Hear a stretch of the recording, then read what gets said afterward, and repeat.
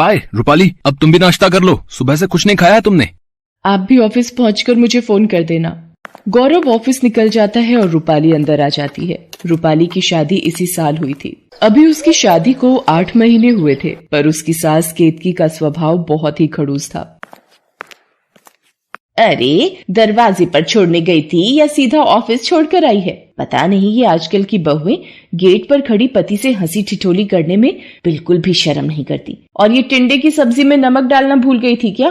माँ जी, डॉक्टर ने आपको बीपी की वजह से कम नमक खाने के लिए बोला है, इसलिए आपकी सब्जी अलग निकाल ली थी। अरे, मुझे कुछ नहीं होने वाला इतनी जल्दी। एक काम कर, एक पेन और कॉपी लेकर आ जरा, तुझे कुछ लिखवाना है। अब लिखना शुरू कर। 101 मुट्ठी 11 मिठाई के डिब्बे, 2 थाली ड्राई फ्रूट, 2 टोकरे फलों के, 51 गिलास, 51 कटोरी, सबके कपड़े, गहने, हाँ, चीनी, चावल से भरे भगोने या बाल्टी, और बाकी सभी रिश्तेदारों को देने के लिए लिफाफे भी। अब मुट्ठी खाली थोड़ी भिजवाऊंगी, लिफाफा भी तो देना होगा। चल, अब मम्मी को ये पूरी लिस्ट फोन पर समझा दे। पहला करवा चौथ है और शादी के बाद तो पहला करवा चौथ पूरे रीति रिवाज से होना ही चाहिए। भाई, हमने भी रिश्तेदारों को मुंह दिखाना है। केतकी, ये जो तुम कर रही हो ठीक नहीं है, हमारी खुद की भी बेटी है, कुछ तो सोचो। तुम चुप रहो जी, मुझे पता है मैं ठीक कर रही हूँ। तुम क्या जानो बहू का पहला करवा चौथ कितना बड़ा त्योहार है। दीनदयाल को पता था केतकी अपने आगे किसी की नहीं चलने देती। रूपाली एक मध्यम वर्गीय परिवार की बेटी थी। उसके पिता एक शोरूम में नौकरी करते थे और भाई अभी 12वीं कक्षा में पढ़ रहा था। रूपाली को पता था उसके पिता पहले ही उसकी शादी के लिए कर्जा ले चुके हैं और अभी भाई के कॉलेज एडमिशन में भी उनके पैसे लगेंगे। उसे समझ नहीं आ रहा था कि वो क्या करे। शाम को जब गौरव ऑफिस से वापस आता है तो वो रूपाली को परेशान देखता है। क्या बात है रूपाली, तुम ठीक से खाना नहीं खा रही? और माँ और पिताजी आज कहाँ हैं? वो खाना नहीं खा रहे क्या? आज माँ और पिताजी अपने कमरे में ही खाना खा रहे हैं। वो रामायण सीरियल आ रहे हैं ना, तो वही देख रहे हैं। अच्छा, पर अब तो बताओ क्या बात है, तुम इतनी टेंशन में क्यों? गौरव के बार बार पूछने पर रूपाली उसे सारी बात बताती है। गौरव अपनी माँ केतकी के पास जाता है और उससे कहता है, माँ, इतना सब कुछ जरूरी तो नहीं, आपने इतनी लंबी लिस्ट बना दी है, पर आप जानती हो कि रूपाली के पापा के पास इतने पैसे नहीं है। देख गौरव, शादी के वक्त भी तूने मुझे चुप करवा दिया था, पर मुझे भी बिरादरी में अपनी इज्जत रखनी है। तू इस बीच में ना पड़े तो ही अच्छा है। अब एक बात बता, मेरे रिश्तेदार पूछेंगे कि पहले करवा चौथ में बहू के घर से क्या क्या आया है, तो क्या जवाब दूंगी? अभी तो मैंने लिस्ट को आधा कर दिया है। तू अब बीच में मत बोल। सुबह इन्हें भी चुप कराया। दोनों बाप बेटों को मैं ही गलत दिखती हूँ। और बहू, तुमने भी गौरव को मेरे खिलाफ भड़काने में कोई कसर नहीं छोड़ी। अब कम से कम मायके से करवा चौथ का सामान मंगाकर इस घर की इज्जत तो रख ही सकती हो, या करवा दोगी हमारी बेइज्जती? गौरव को पता था कि उसकी माँ केतकी नहीं मानने वाली। केतकी को रिश्तेदारों में दिखावा करने की आदत है। करवा चौथ को 3 दिन बाकी थे। उसी शाम केतकी और दीनदयाल की बेटी साधना, जिसकी शादी उसी शहर में 1 साल पहले हुई थी, वो रोती हुई आ जाती है। मुझे कुछ बता, तू जब से आई है रोए ही जा रही है। जब तक बताएगी नहीं पता कैसे चलेगा? दामाद जी को फोन किया है, वो भी फोन काट रहे हैं। साधना दीदी, थोड़ा सा तो कुछ खा लो। नहीं भाभी, मैं कुछ नहीं खाऊंगी न पीऊंगी। माँ रोहित ने अपनी बहन की बातों में आकर मेरे ऊपर झूठा इल्जाम लगाया है। पता नहीं उन्हें क्या हो गया है। कहते हैं मेरा किसी और के साथ चक्कर चल रहा है और उन्होंने उस लड़के को उनके पीछे घर आते देखा है। आप ही बताओ पिताजी, रोहित तो यहाँ तक बोल चुके हैं कि उन्होंने मेरे से शादी करके गलती की है। मेरा फोन भी छीन लिया है कि मैं उस लड़के से बात करती हूँ, और आज तो उन्होंने ये तक बोल दिया कि उन्हें मेरे से तलाक लेना है। चुप हो जा मेरी बच्ची, मैं दामाद जी से बात करूंगी। ऐसे कैसे वो अपनी बहन की बातों में आ गए? चिंता मत कर साधना, हम बात करेंगे दामाद जी से। तभी गौरव भी आ जाता है और उसे भी सारी बात का पता चलता है। वो रोहित को फोन करता है। रोहित जी, आप बिना आंखों से देखे साधना पर कैसे इल्जाम लगा सकते हैं? ये तो सरासर अन्याय है। गौरव, थोड़ा धीरे से बात कर, तेरे जीजा हैं वो, वरना बात और बिगड़ जाएगी। पर माँ, ये कैसे साधना पर बिना सोचे समझे? इसका मतलब क्या प्रीति झूठ बोल रही है? मेरी बहन की साधना से कोई जाती दुश्मनी नहीं है। ऊपर से साधना बोल रही है कि प्रीति गलत है। अब जैसे तुम अपनी बहन के खिलाफ नहीं सुन सकते, मैं भी नहीं सुन सकता।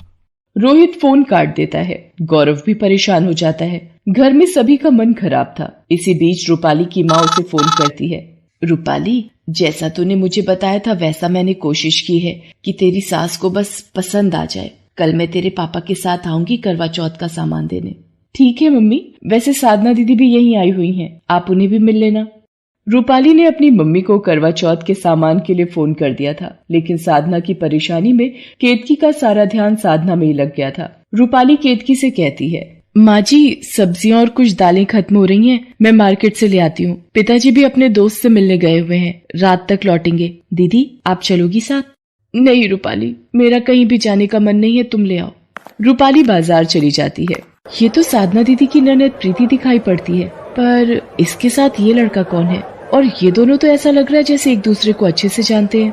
मुझे ये सब रोहित जी को दिखाना होगा, पर कैसे? हाँ, एक आइडिया है। रूपाली प्रीति और उस लड़के की अपने मोबाइल में फोटोज खींच लेती है और सीधा रोहित के ऑफिस पहुंचती है। भाभी आप यहाँ? पर मुझे साधना से रिलेटेड कोई बात नहीं करनी। वो मुझे धोखा देकर किसी और से प्यार का चक्कर चला रही है। रोहित जी, पति पत्नी का रिश्ता एक अटूट विश्वास में बंधा होता है। विवाह के वक्त इसी विश्वास की नींव पर पति पत्नी अपने रिश्ते का घरौंदा बनाते हैं। वैसा ही एक घरौंदा आपने और साधना ने बनाया है। इसे टूटने से सिर्फ आप ही बचा सकते हैं। विश्वासघात साधना ने किया है भाभी, मैंने तो हमेशा उससे प्यार किया है। रोहित जी, कभी कभी जो हमें दिखाया जाता है वो सच नहीं होता, ये मानना भी जरूरी है। अब ना जाने प्रीति ने ये झूठ दिखाने के लिए अपना कौन सा सच छुपाया है। ये देखिए रोहित जी, यही लड़का है ना जिसे उस दिन आपने अपने घर से बाहर आते देखा था। ये देखिए। रोहित जब प्रीति के साथ उस लड़के की फोटो देखता है तो उसे सारी बात समझ में आ जाती है और वो घर जाकर प्रीति से सारी सच्चाई उगलवाता है। प्रीति, तुमने अपने आप को बचाने के लिए अपनी भाभी को फंसाया, तो मुझे एक बार उस लड़के के बारे में बता देती, क्या मैं मना कर देता? अगर लड़का अच्छा है तो मैं खुद तुम्हारे लिए उससे बात करता। माँ बाबूजी के जाने के बाद तुम्हारी जिम्मेदारी संभालना मेरा फर्ज है, पर तुमने ये गलत किया। प्रीति, मैं तुम्हें कभी माफ नहीं करूंगा। भैया मुझे माफ कर दो, मैं डर गई थी कि कहीं आप वैभव को देखकर गुस्सा ना हो जाओ, इसीलिए उस वक्त मुझे जो ठीक लगा मैंने किया। मैंने साधना भाभी से भी माफी मांगी। भैया प्लीज मुझे उनके पास ले चलिए। रोहित साधना से माफी मांगता है और प्रीति भी अपनी गलती के लिए साधना से माफी मांगती है। साधना, आज अगर रूपाली भाभी ना होती तो शायद इस सच से पर्दा कभी नहीं उठता। उन्होंने ही मुझे आज इस सच के बारे में बताया। प्रीति ने जो भी बचपने में आकर गलती की है ये बहुत बड़ी है, फिर भी मैं चाहता हूँ कि तुम इसके लिए मुझे और प्रीति को माफ कर दो। रूपाली भाभी, आपने मेरा घर खराब होने से बचा लिया। आज आपकी वजह से ही मेरी शादीशुदा जिंदगी बिखरने से बच गई। साधना दीदी, ये तो मेरा फर्ज था। अब आप रोना बंद कीजिए। कल करवा चौथ है, हम सब मिलकर इस व्रत को खुशी खुशी रखेंगे। अगले दिन करवा चौथ का व्रत होता है और रूपाली के मायके से उसके माता पिता करवा चौथ देने के लिए आते हैं। आपकी बेटी रूपाली हमारे घर की बहू है, ये हमारा सौभाग्य है। मैं शगुन की मट्ठी और मिठाई जरूर रखूंगी, पर ये गहने और रुपए ये सब तो मेरी जिद थी। मुझे ये सब कुछ नहीं चाहिए। हमें रूपाली के रूप में हीरा मिल गया जो अनमोल है। केतकी का बदला व्यवहार देखकर गौरव और रूपाली उसके गले लग जाते हैं और फिर रूपाली के मम्मी पापा खुशी खुशी घर लौट जाते हैं। केतकी, आज तुम्हारा ये व्यवहार देखकर मैं बहुत खुश हूँ। इसके बाद केतकी, रूपाली और साधना तीनों मिलकर कथा करती हैं और रात में चांद को अर्घ्य देकर अपना व्रत खोलती हैं। उस दिन सास बहू का करवा चौथ व्रत उनके रिश्ते में प्यार भर देता है।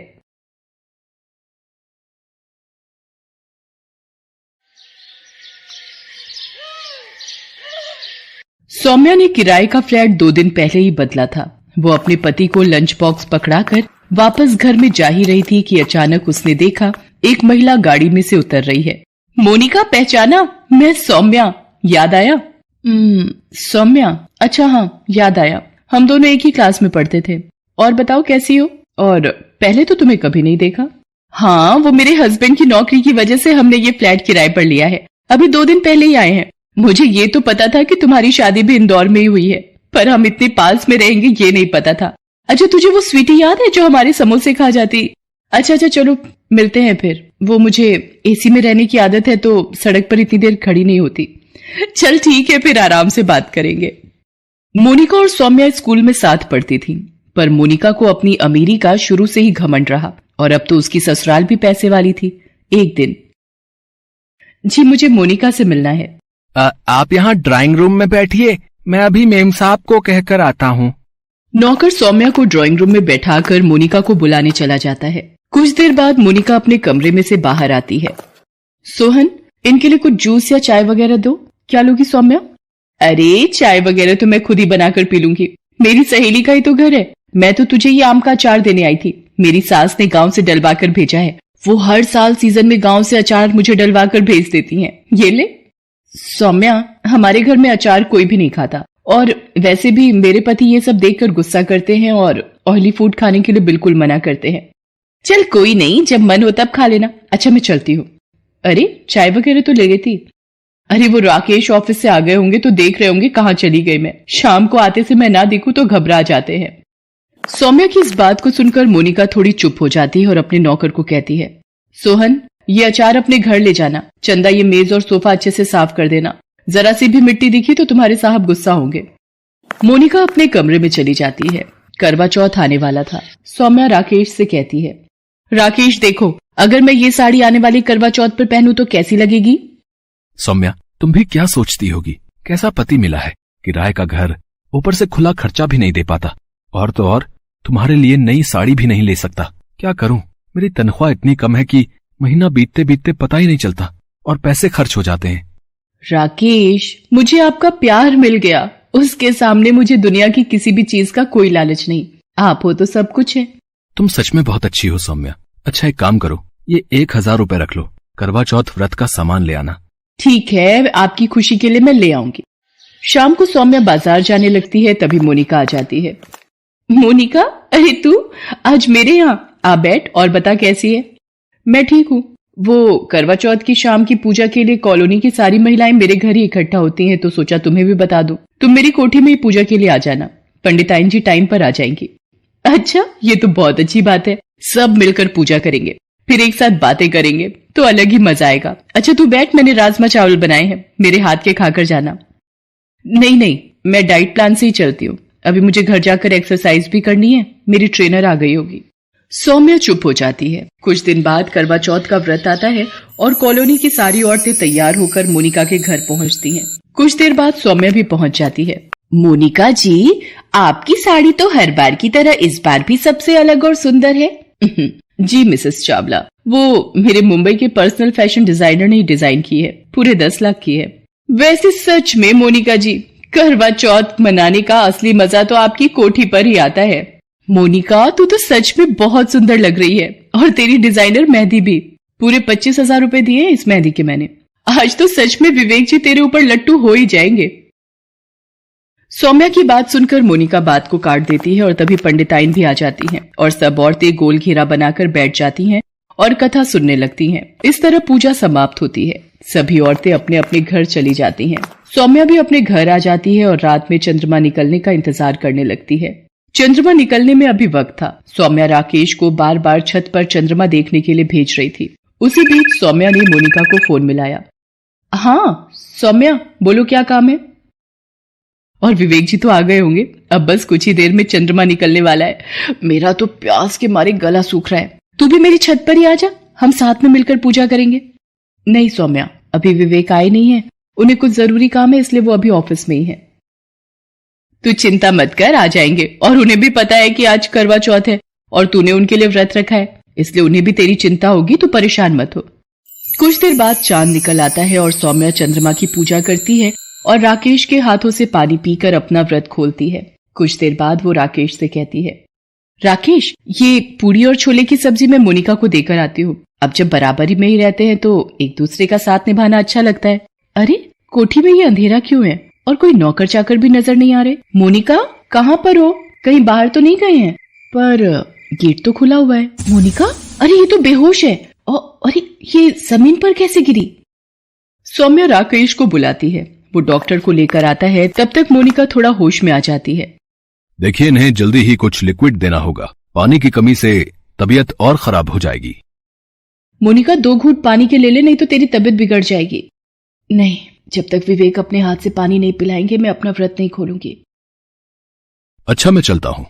आप कोशिश कीजिए कि ये कुछ लिक्विड पानी या जूस पी लें, उससे ही तबीयत में सुधार आएगा। तो मैं दोबारा आ जाऊंगा। पता नहीं, विवेक का फोन भी नहीं मिल रहा है। मैंने बहुत बार ट्राई किया है।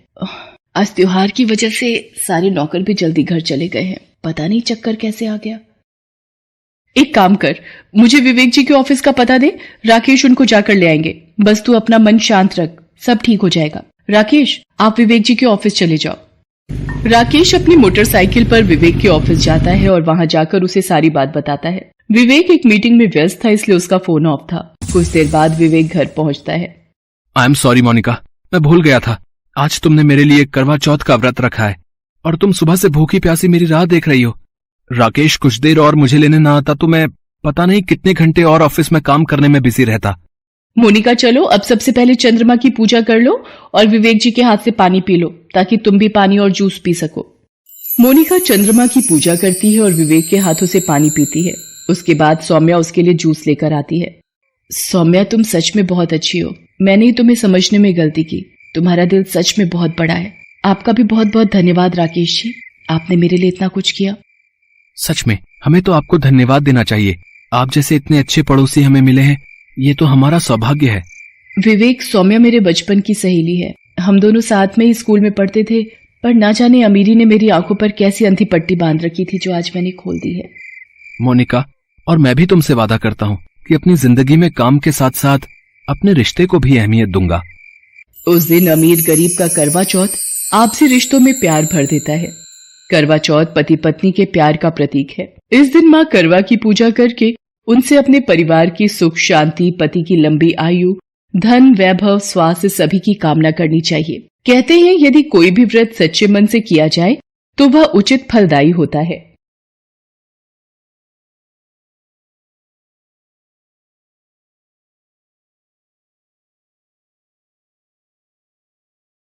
अब मैं आपको करवा चौथ की व्रत कथा सुनाऊंगी। कथा सुनने से पहले आप सभी महिलाएं अपने हाथ में 13 गेहूं के दाने ले लो। एक साहूकार के 7 बेटे और एक बेटी थी। एक बार कार्तिक मास के कृष्ण पक्ष की चतुर्थी तिथि को साहूकार की पत्नी, उसकी 7 बहू सहित उसकी बेटी ने करवा चौथ का व्रत रखा। जब साहूकार के बेटे खाना खाने को बैठे तो उन्होंने अपनी बहन को भी खाना खाने के लिए कहा। बहन बोली, भैया अभी चांद नहीं निकला है, चांद निकलेगा तो उसे अर्घ्य देकर फिर मैं भोजन करूंगी। साहूकार के बेटों को अपनी बहन से बहुत प्यार था, इसलिए वो अपनी बहन को भूखा नहीं देख पाए। उन्होंने पास की एक पहाड़ी पर दीपक जलाकर चलनी की ओट में रख दिया और बहन से कहा कि चांद निकल आया है, तुम अर्घ्य देकर भोजन कर लो। तब साहूकार की बेटी ने अपनी भाभियों से कहा कि भाभी देखो चांद निकल आया है, आप भी अर्घ्य देकर भोजन कर लो। यह सुनकर उसकी भाभी बोली, बाईसा ये तो आपका चांद निकला है, हमारा चांद आने में अभी समय है। भूख से व्याकुल बहन चांद को अर्घ्य देकर भोजन करने बैठ गई। जैसे ही पहला निवाला खाया तो उसे छींक आ गई। दूसरा निवाला खाते ही उसमें बाल निकल आया। तीसरा निवाला मुंह में लेने ही वाली थी कि उसके ससुराल से बुलावा आ गया, पति बीमार है, जिस भी हालत में हो तुरंत ससुराल पहुंच जाओ। माँ ने उससे कहा, बेटी रास्ते में जो भी छोटा या बड़ा मिले उसके पैर छूते जाना और जो भी तुम्हें सदा सुहागन होने का आशीर्वाद दे वहीं पर अपने पल्लू पर गांठ बांध लेना। बेटी ने हामी भरी और अपने ससुराल चल दी और रास्ते में जो भी मिला वह उनके पांव छूती रही। सबने सुखी रहो, पीहर का सुख देखो, ऐसा आशीर्वाद दिया। चलते चलते जब वो ससुराल पहुंच गई तो देखा कि दरवाजे पर छोटी ननंद खेल रही थी। उसने छोटी ननंद के पांव छुए तो ननंद ने आशीर्वाद दिया, सदा सौभाग्यवती रहो, पुत्रवती हो। यह सुनने पर उसने अपने पल्ले पर गांठ बांध ली। जब घर के अंदर गई तो देखा उसका पति मरा पड़ा है और उसे शमशान ले जाने की तैयारी हो रही है। वो बहुत रोई और बहुत चिल्लाई। जैसे ही उसके पति को ले जाने लगे तो बोली, मैं इन्हें नहीं ले जाने दूंगी। जब किसी ने उसकी बात नहीं मानी तो बोली, मैं भी उनके साथ जाऊंगी। जब वो नहीं मानी तो लोग बोले, ले चलो। वो भी पति के साथ शमशान चली गई। जब उसके पति का अंतिम संस्कार होने लगा तो बोली, मैं इन्हें जलाने नहीं दूंगी। लोग बोले, पहले तो अपने पति को खा गई और अब उसकी मिट्टी भी खराब कर रही है। उसने किसी का कहा नहीं माना और अपने पति को लेकर बैठ गई। गांव वालों और परिवार वालों ने ये फैसला किया कि रहने दो इसको यहीं पर, इसके लिए एक झोपड़ी बनवा दो। वो वहीं पर अपने पति को लेकर रहने लगी। अपने पति की साफ सफाई करती और उसके पास बैठी रहती। उसकी छोटी ननंद दिन में 2 बार खाना दे जाती। वो हर चौथ का व्रत करती और चांद को अर्घ्य देती। जब चौथ माता ये कहती हुई आती, करवो ले भाइयों की प्यारी करवो ले, घड़ी बुखारी करवो ले। उसने चौथ माता से अपने पति के प्राण मांगे तो चौथ माता ने बोला, हमसे बड़ी चौथ माता आएंगी तो तुम उनसे अपने पति के प्राण मांगना। ऐसा करते करते सारी चौथें आई और वही बातें कहकर चली गईं। जब अश्विन की चौथ माता आई तो उन्होंने कहा कि तुमसे कार्तिक की चौथ माता नाराज हैं, उनको प्रसन्न करो, उनको मना लो, वही तुम्हारा सुहाग लौटाएंगी। जब कार्तिक माह की सबसे बड़ी चौथ करवा चौथ आई तो उसने अपनी छोटी ननंद से 16 सिंगार, सुहाग का सारा सामान और करवे मंगाए। सास सोचकर बोली, पागल हो गई है, जो मांगती है वो दे आओ। साहूकार की बेटी ने फिर करवा चौथ का व्रत किया और चांद को अर्घ्य दिया और जोत जलाई।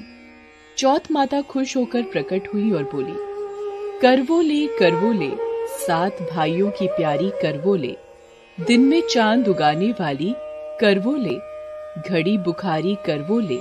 तब साहूकार की बेटी ने चौथ माता के पैर पकड़कर कहा, मेरा सुहाग वापस दे दो। चौथ माता बोली, तू तो बड़ी भूखी है, 7 भाइयों की प्यारी बहन है, तुझे सुहाग का क्या काम। तब वो बोली, माता मैं आपके पैर तब तक नहीं छोड़ूंगी जब तक आप मेरा सुहाग वापस नहीं करती। तब चौथ माता ने उससे सारा सुहाग का सामान मांगा तो उसने 16 सिंगार का सारा सामान चौथ माता को दे दिया। तब चौथ माता ने अपनी आंखों से काजल निकाला, नाखूनों से मेहंदी निकाली, मांग से सिंदूर निकाला और अपनी छोटी उंगली से उसके पति को छींटे दिए और उसका पति जीवित हो गया। जाते जाते चौथ माता उसकी झोपड़ी पर पैर मार कर गई और उसकी झोपड़ी महल में बदल गई। जब उसकी छोटी ननंद खाना देने आई तो उसने देखा कि भाभी की झोपड़ी महल में बदल गई। वो दौड़ दौड़ कर छोटी ननंद के पास गई और बोली, देखिए बाई साहब, आपका भाई जीवित हो गया है, घर जाइए, सासू जी से बोलिए हमें गाजे बाजे के साथ लेने आए। ननंद हर्ष पूर्वक घर गई और माँ से बोली, माँ भाई जीवित हो गए हैं। माँ ने कहा, भाभी के साथ तेरा भी दिमाग खराब हो गया है। बहन बोली, माँ मैंने अपनी आंखों से देखा है, सच में भाई जीवित हो गया है। भाभी ने गाजे बाजे के साथ बुलाया है। माँ गाजे बाजे के साथ अपने बेटे को लेने पहुंची। बेटे को जीवित देखकर माँ भावुक हो उठी। बहू ने कहा, देखिए माँ, आपका बेटा जीवित हो गया है, मैंने तो साल भर पहले ही खो दिया था, ये तो तेरी पूजा के प्रताप से वापस आया है। हे चौथ माता, जैसे आपने साहूकार की बेटी के साथ पहले किया वैसे किसी के साथ मत करना, और बाद में जैसे उसे सुहाग का जीवन दान दिया वैसे ही सभी को दीर्घायु का वरदान देना और अपनी कृपा ऐसे ही बनाए रखना। जय चौथ माता की। आइए जानते हैं करवा चौथ की पूजा विधि। सबसे पहले एक चौकी रखें, उस पर लाल रंग का कपड़ा बिछाएं और इस पर करवा माता का केंद्र रखें। अब चौकी पर सीधे हाथ की तरफ थोड़े से चावल रखें और उस पर करवा रखें। करवे में जल भरकर उसे ढक्कन से ढकें और उसके ऊपर थोड़ी चीनी रख दें। अब इसके ऊपर घी का दिया प्रज्वलित करें। इसके बाद करवा माता का तिलक करें और करवे पर भी तिलक करें। अब एक और लोटे में जल भरकर एक तरफ रखें। इसी जल से हम सूर्य को अर्घ्य देंगे और पहले करवे के जल से चंद्रमा को अर्घ्य देंगे। अब करवा माता पर पुष्प या पुष्प का हार, फल, मिष्ठान अर्पित करें। अब आप एक थाली तैयार करें जिसमें सास के लिए साड़ी, सुहाग का सामान आदि रखें। अब करवा माता की कथा पढ़कर गणेश जी की आरती और माँ लक्ष्मी जी की आरती करें। पूजा पूरी होने पर लोटे में रखे जल से सूर्य को अर्घ्य देना है और इसके बाद महिलाएं 1 गिलास पानी, चाय, दूध इत्यादि पी लेती हैं। ये पूजा महिलाएं दोपहर के समय कर लेती हैं। पूजा करने के पश्चात शाम को चांद निकलने की प्रतीक्षा करती हैं। आज चांद निकलने पर चांद की पूजा और अर्घ्य देकर अपने पति के पैर छूकर आशीर्वाद लेती हैं और पति के हाथों से ही अन्न ग्रहण करती हैं। और इस प्रकार करवा माता की पूजा संपन्न हुई।